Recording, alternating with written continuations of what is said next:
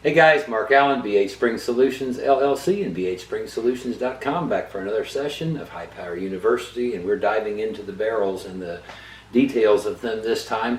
And I'm going to start this session with a subject that we have seen repeat in our service center, and we've seen it, heard it asked as a question by multiple BH veterans who have called us, and it is about, not exactly about the subject of the barrel, but it's about the subject of their slide recesses for the barrel lugs.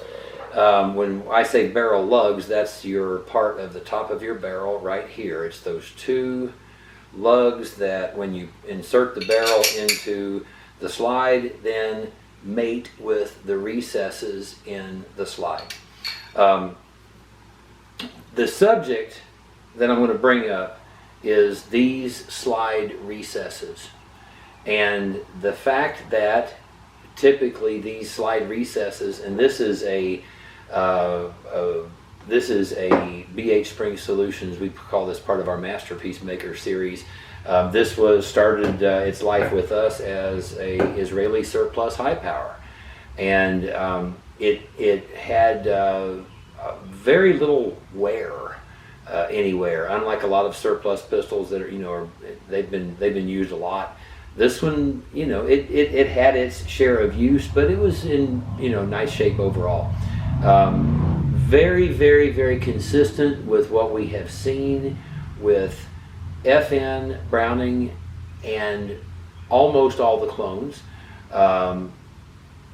Is these slide recesses, the edges of them tend to remain quite sharp. And many of the, especially the early generation high power barrels, these barrel lugs are also quite sharp. This is an aftermarket barrel, not a BH Spring Solutions barrel. These are very, very sharp. The subject, the question that we've had posed to us several times has been guys who have asked us about these slide recesses and the edges. And the reason for them asking was the edges of their slide recesses seemed to be rounding and not be sharp as they were before. And we had noticed this nuance on several high powers that came through our service center, and we had noticed in each case, when we noticed this rounding of these recesses in the slide, an aftermarket barrel was involved. And each time that we've had this question asked to us over the phone, my question back has been, what kind of barrel has been being used in that high power? Well, it's so-and-so's barrel that so-and-so did a professional fitting on, and so forth, and it was an aftermarket barrel.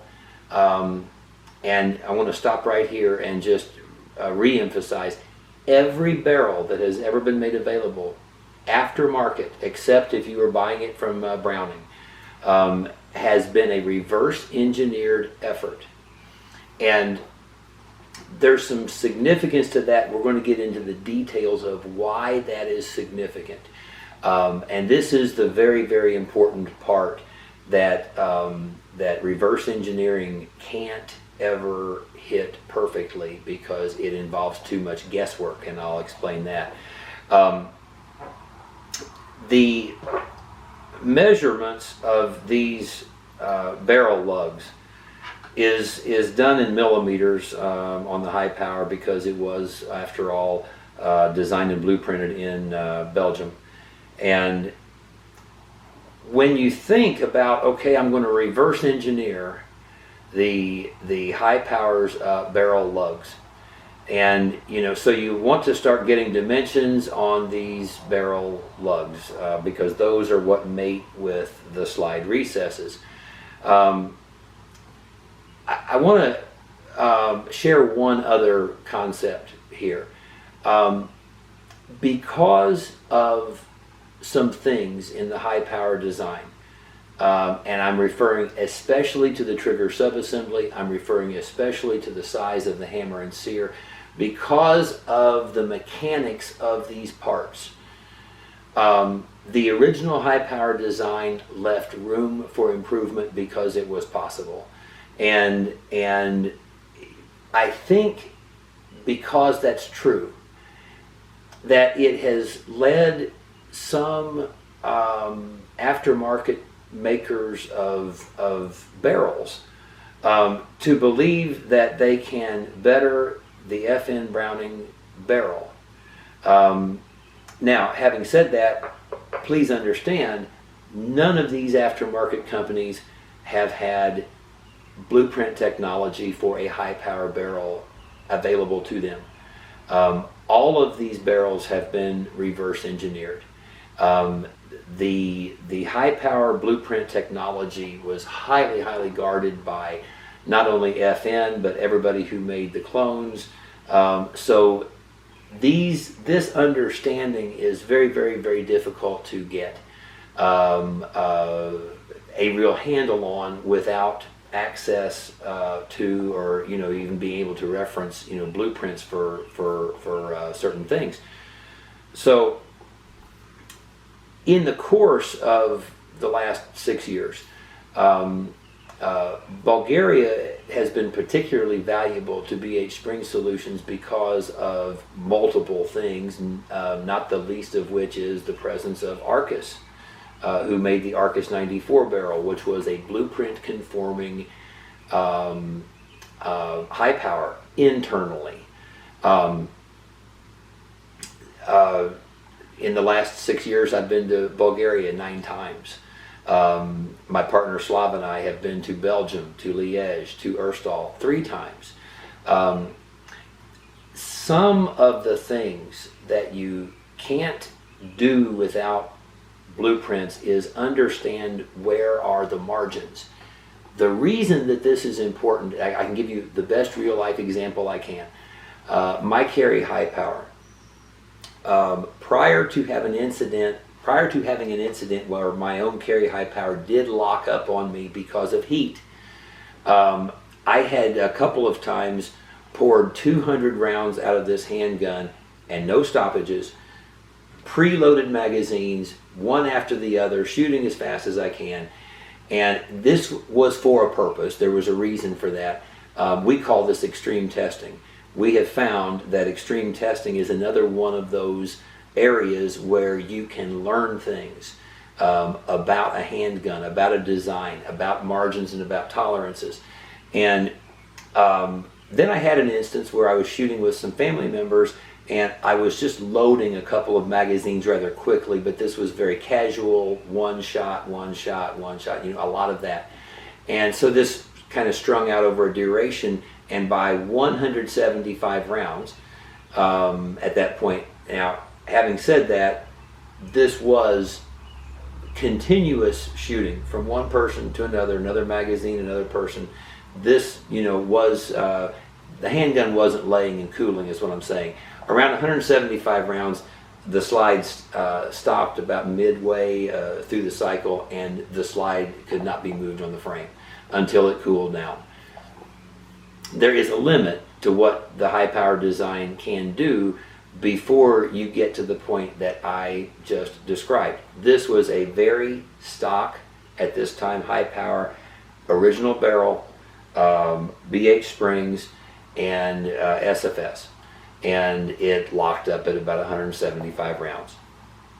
So we have that as a reference point.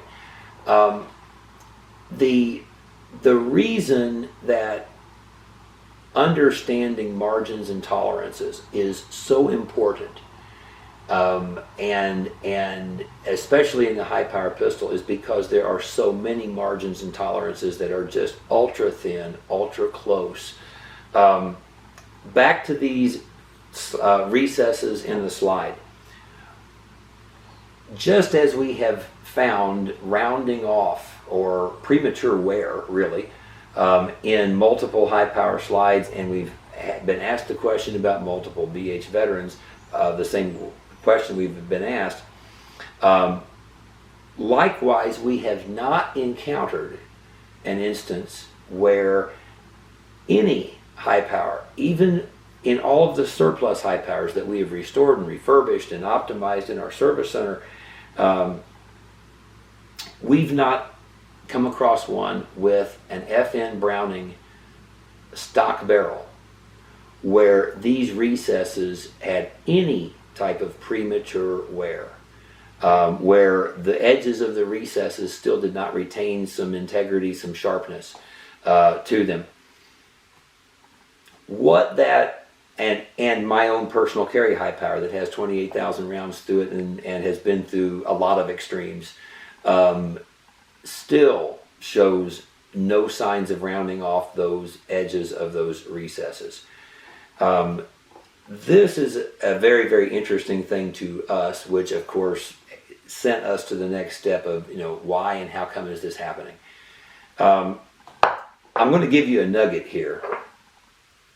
Every barrel maker who has made an aftermarket barrel, we believe, has focused on the dimensions of these barrel lugs. And the focus must be on the dimensions of the actual recesses in the barrel, adjacent to the barrel lugs themselves. I want to talk just a little bit about what do we mean specifically about margins and tolerances. I want to just use as an example. Let's imagine that one of these measurements here, the recesses between the lugs, let's imagine those are blueprinted at 4 millimeters. And the allowable deviation from 4 millimeters, you can't just be at 4 millimeters, you have to be to the hundredths of a millimeter on these. And understanding that, imagine if that dimension needs to be 4 millimeters, like 4.00 millimeters, that is beyond the ability of any machinery to cut that consistently, that close to a hundredth of a millimeter. You always have to allow for some margin. And okay, an example would be this dimension needs to be 4 millimeters, and it can be plus or minus 5 hundredths, or plus or minus 0.05. Okay, so we have the potential for that recess then to be 3.95 up to 4.05, and anywhere in between there is going to be within specs or within the allowable margins of the blueprint. That's going to leave you a resulting dimension for these two barrel lugs. That resulting possible dimension, focusing first on those recesses that are on the top of the barrel, now you have allowable measurements for these barrel lugs. But again, it's not arrived at by getting in the right range the actual lugs. It's these areas between the lugs that where that actually happens. So okay, now we have allowable margins size for these actual barrel lugs, and we have allowable margins or size same way for these slide recesses. So as back to our example, these barrel lugs, if it was what was blueprinted, 3.95 to 4.05. These recesses then are going to be prescribed in a range so that at either 3.95 or 4.05, if these measurements of these slide recesses are correct, then their allowable margins of highs and lows will not conflict with the allowable margins that you have for the barrel lugs. What we know and what we can say conclusively after more than 50,000 rounds, we believe, of downrange lead and steel and in the last 6 years out of high power pistols, we do not know of a barrel that meets those specs for that meets the specs of the blueprints to have a rounding effect on these slide recesses. In fact, what we have seen is the opposite, is those blueprints do not, the allowable, in other words, you have to have enough space between these barrel lugs and the side walls of the slide recesses for this barrel to seat down in to the slide. We have a very, very short video that we set up a few years ago of a gauge or a meter with a pin on the end of it, and this is a highly, highly sensitive gauge that measures to the, something of the 10,000ths of an inch. And we set it up on one end of a steel bar, and at the other end we took a blowtorch at the other end of the steel bar, and we took a blowtorch and started heating the other end of the steel bar, and almost instantly this meter started turning on the other end where there was a pin. It was measuring the expansion of the steel, and this was, again, virtually instantaneous. At one end of a bar of steel, and the other end is already expanding. This is a subject that John Browning had mastered.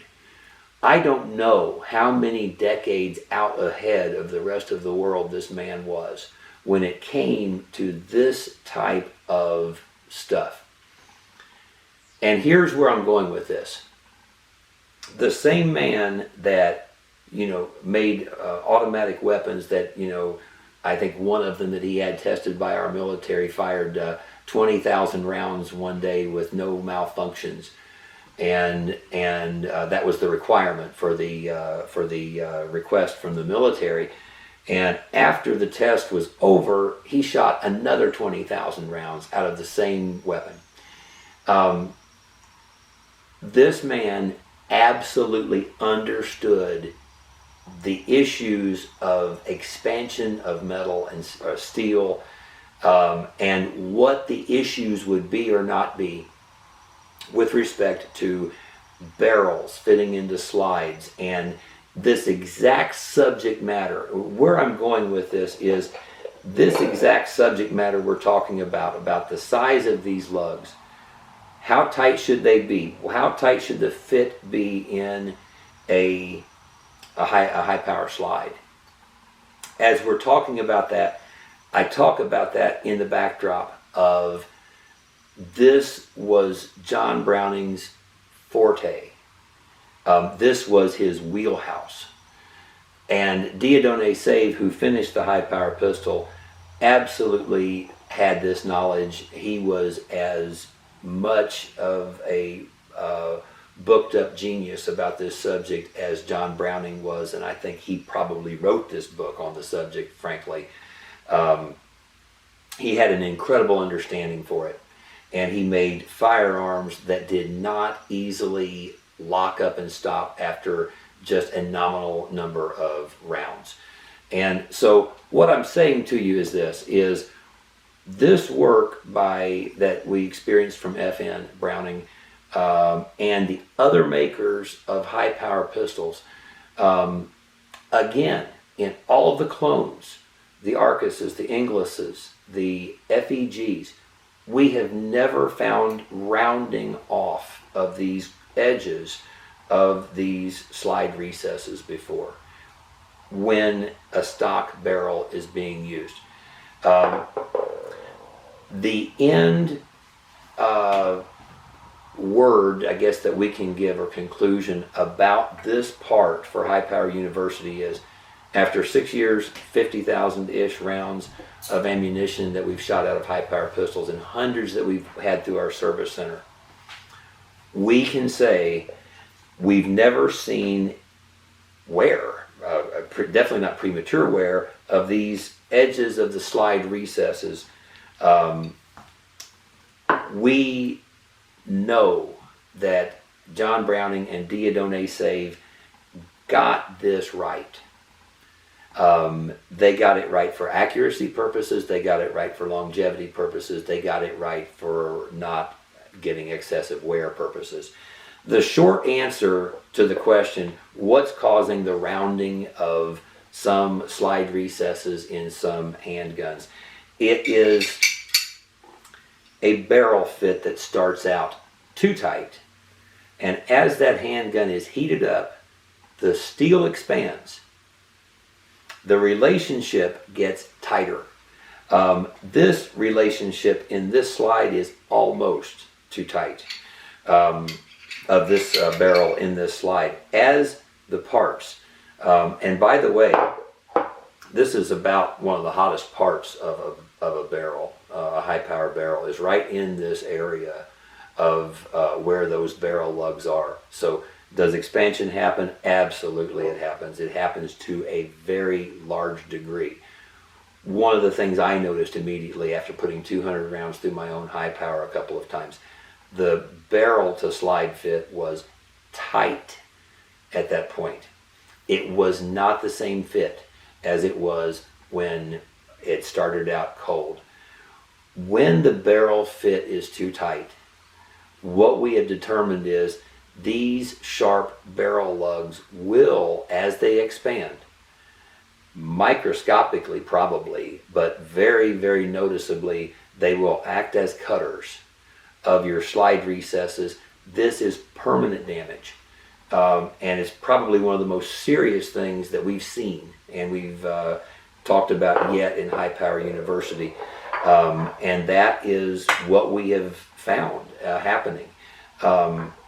We're going to stand by John Browning and Dieudonné Save on this one, because these men, as far as we are concerned, they got this exactly right. For all intents and purposes, the design, the specs, everything of the high power barrel, it just works.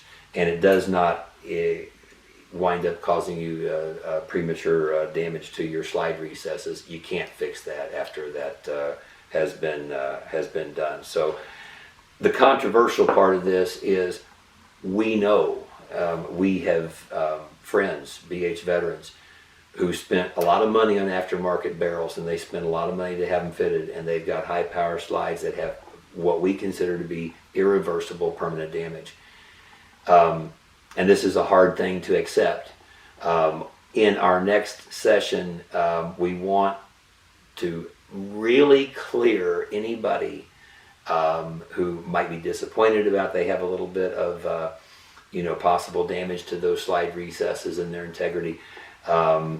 It's not what we would say, it's not the fault of the makers of the barrels or the fitters of the barrels. They were absolutely doing what they believed to be the finest and best work, but they were always working somewhat in the blind. In other words, when you don't have access to blueprints, you don't know exactly what kind of steel that is, and you can't know the expansion rate of that steel. And without it, you're working very, very, very, very blind. So as controversial as this is going to be, this is information.